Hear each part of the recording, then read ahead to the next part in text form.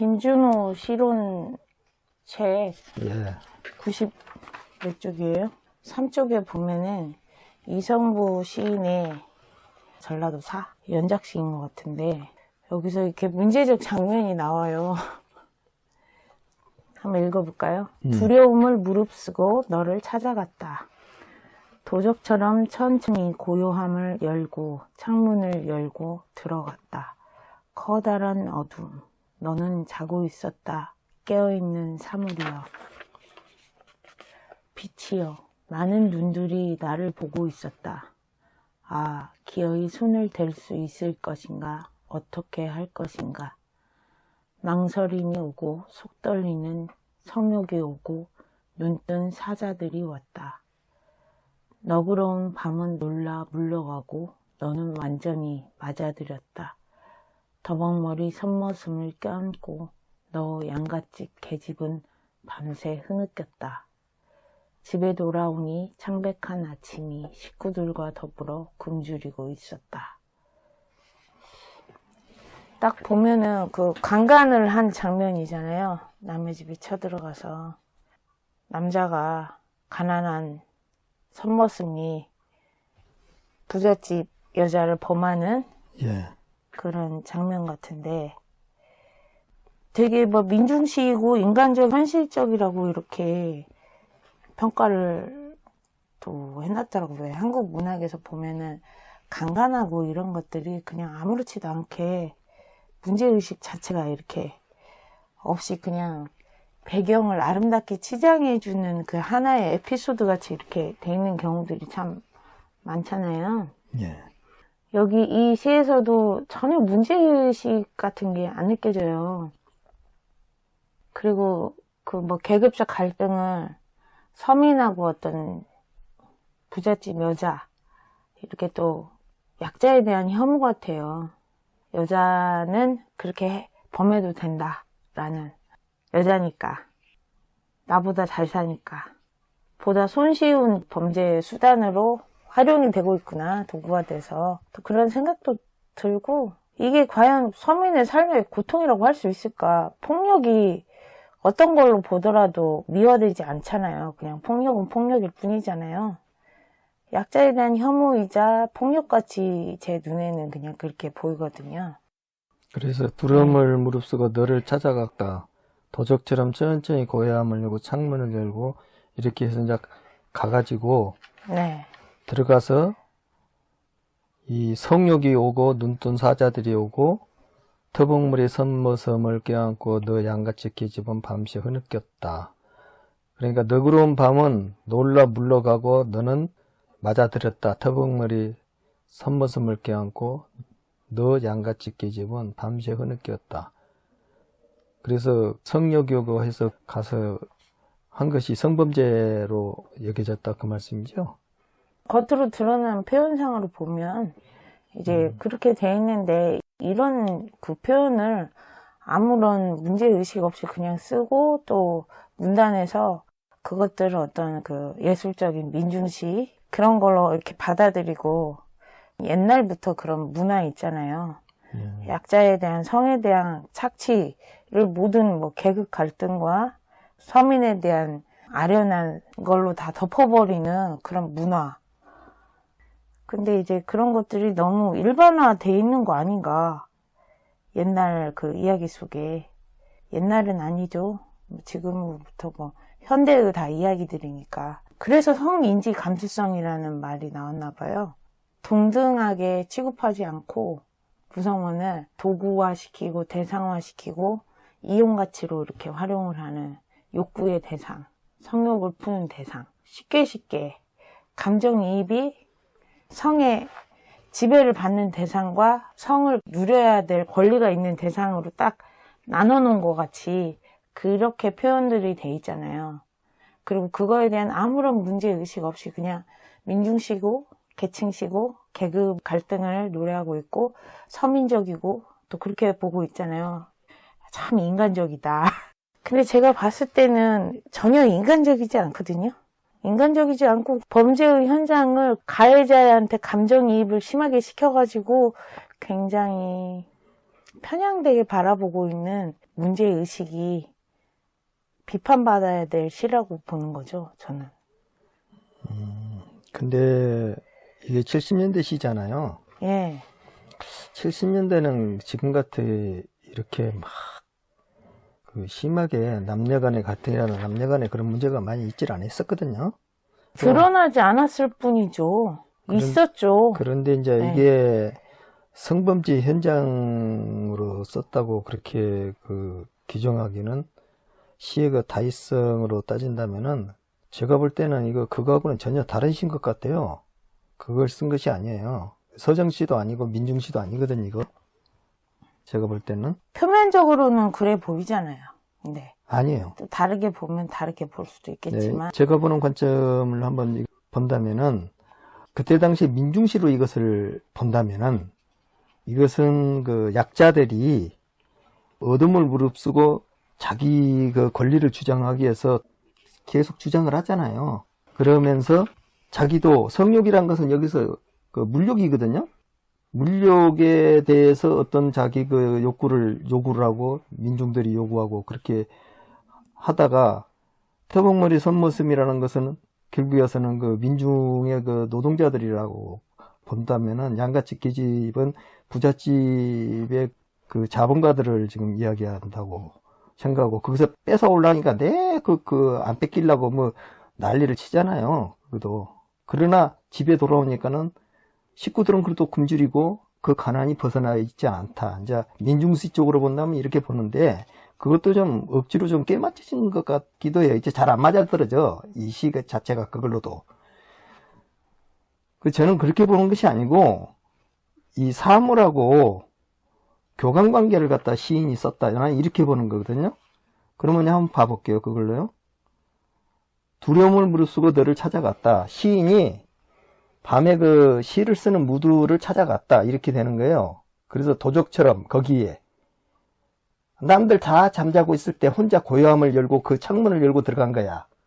그래갖고 커다란 그 어둠 속에 너는 거기서 혼자 깨어갖고 잠자고 있는 사물이단 말이야. 캄캄하게 이렇게 드러나지 않는 시인이 왔었을 때 그 세계는 그것을 다시 어떤 이름을 지어서 하나의 그 시인의 창작물로 갖고 와야 되잖아요. 모든 사물. 낮에는 이 사물이 싹 드러나. 밤에는 몽상 속에 있는 자기 기억 속에 있는 사물이 되는 거야. 이게 전부 다. 그래서 밤에 대체적으로 시인이 시 쓰기를 좋아하잖아요.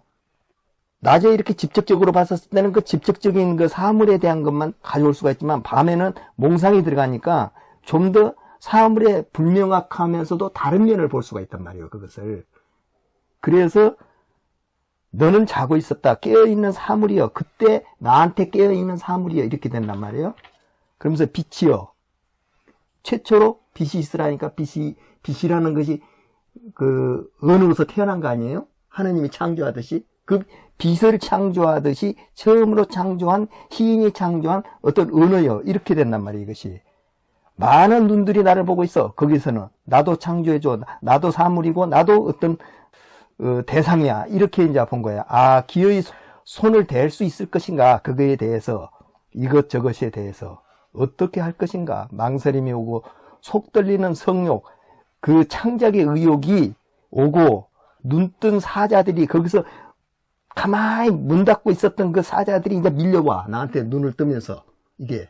사물이 이제 밀려오는 관계란 말이야, 이것이. 근데 그렇게 볼라 하면은 성욕이라는 말이 들어가서는 안 돼요. 왜냐면은 협소하게 한정 지어 버리거든요.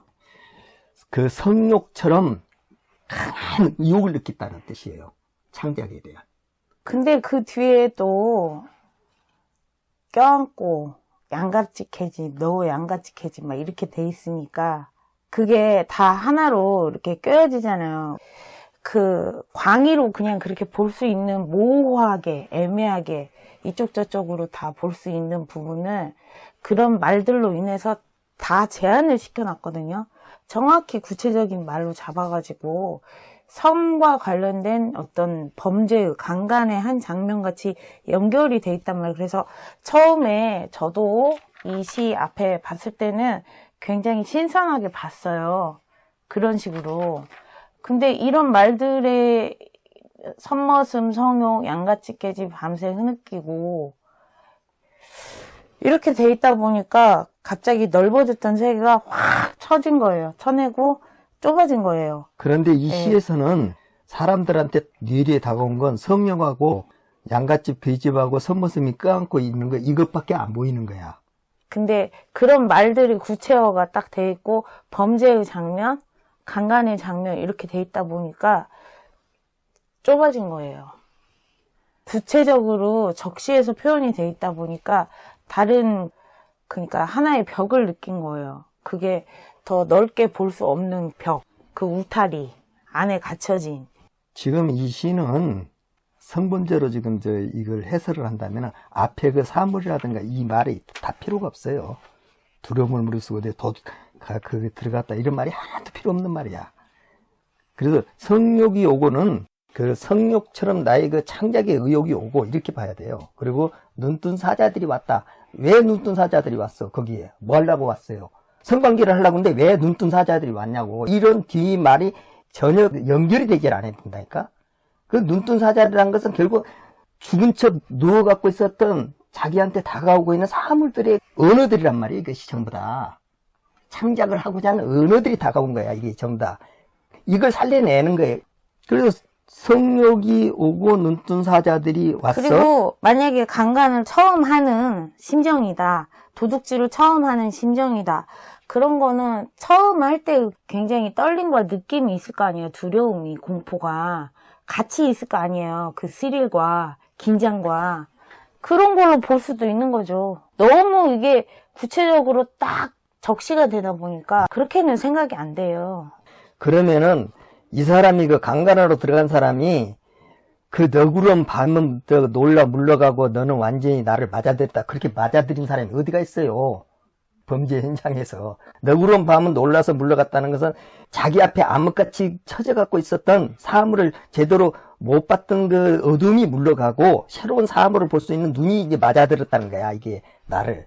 그러고 나서 더벅머리 그 선머슴 껴안고 너는 양같이 계집처럼 이렇게 밤새 흐느끼면서 그 안에서 창작의 그 무대에서 서로 섹스하듯이 했다. 이 말이에요, 이것이. 그리고 나서 아침이 돼서 집에 돌아오니 창백한 아침이 식구들과 더불어 현실 안에서는 굶주리고 있는 거야. 또 배고픔이 또 일어난 거야. 창작을, 그 다음에 해야 될 창작이 또 굶주림으로써 나타나는 거예요. 성범죄로 친다면 이런 말이 왜 필요하냐고. 미화시키는 말이죠. 성범죄 하고서 그거를 아름다운 낭만처럼 그렇게 그려지기도 많이 하니까 기억에서 왜곡이 되니까 그 장면을 왜곡시켜서 얼마든지 편집으로 가져갈 수 있거든요. 그래서 그렇게밖에 안 보여요. 그러니까 너무나 그게 처음에 그 눈뜬 사자들이 왔다까지만 해도 그렇게 볼 수 있어요. 성욕이 오고 눈뜬 사자들이 왔다까지만 해도 그렇게 생각할 수 있는데 이것이 네. 성범죄 같으면은 깨어있는 사물이 이런 말을 쓸 필요가 없어요. 전혀. 시인이다 보니까 그런 장면과 같이 되고 첫 느낌일 때는 거기에 당연히 두려움과 떨림과 이런 것들이 있잖아요. 같이. 그래서 그런 말들이 같이 들어가게 되는 거죠. 이것은 시인이 원래 그러거든요. 그 노노이가 그러면 잠깐만요. 지금 그 세월호나 광주 5.18 그거 희생자 유가족들을 조롱하듯이 조롱으로 받아들일 수 있잖아요. 성범죄의 피해자들이나 세월호 유가족들이나 이런 사람들이 흥분할 수 있잖아요. 만약에 나는 그런 뜻으로 한 게 아니야. 나는 다른 뜻으로 해서 그런 의도는 전혀 아니었어 하더라도 중요한 건 뭐냐면 내 시위를 떠난 화살이 어디로 날아가서 어디를 맞추느냐. 그거는 이미 주사위가 던져진 거예요. 근데 이거를 이렇게 해석하는 사람들이 있는 한 그거에 따른 조심을 해야 되는 거 아닐까요? 그러니까 감수성을 가지고 서로의 입장에 대해서 피해를 당했다고 생각하는 사람들이 있을 거잖아요. 피해자가 많이 있고. 이것은 그 성범죄와 아무 관련도 없는 시를 왜 그렇게 거기다 연결해서 그렇게 보려고 그래? 성범죄로 드러나 있죠. 이 양가치 계집은 아니 실제로 손머슴이 양같이 계집을 범한 사례들이나 그런 것들이 웃음의 소재나 이런 걸로 많이 쓰여 왔잖아요, 그동안. 그 여기서 양가치 계집이라는 것은 온순하게 있었던 언어, 그냥 그걸로만 규정되어 갖고 있던 언어고, 선머슴이라는 것은 들쑥날쑥했던 그 선머슴 같이 아직 그것이 잘 안 돼 갖고 있던 거예요. 둘이의 결합이에요. 그러니까 어떤 언어와 어떤 언어의 결합이라니까, 이 안에서는. 그래가지고 이 언어가 다른 걸로 바뀐 거야. 양가치 계집이. 양가치 계집 같은 단어가 다른 걸로 바뀌니까 그것이 새로운 걸로 태어나면서 자기 것을 잃어버리는 거에 대한 슬픔이라니까요. 밤새. 그리고 집에 돌아가니까 창백한 아침이 그 식구들과 함께 날 잡고 있는데 또 다른 언어의 굶주림. 그게 이 안에가 있다는 거예요. 이것은 시인이 창작을 하고 있는 그 과정을 자기 그것을 여기다가 지금 대입을 해서 쓰고 있는 거라니까? 그래도 제가 봤을 때는 만약에 그거에 대해 민감하게 생각하는 피해자들, 그러니까 장애인이나 희롱적인 그런 말들 할 수가 있잖아요. 희롱으로 받아들일 수 있는 말들. 이게 성인지 감수성이 많이 떨어지는 표현이라는 거예요. 역지사지의 감정으로 봤을 때. 시인이 언어와 내가 교감하고 있는 것이 성욕처럼 느껴지고 성관계를 한 것 같이 느끼면서 썼다는 그런 뜻이에요. 언어하고 교감하는 관계가.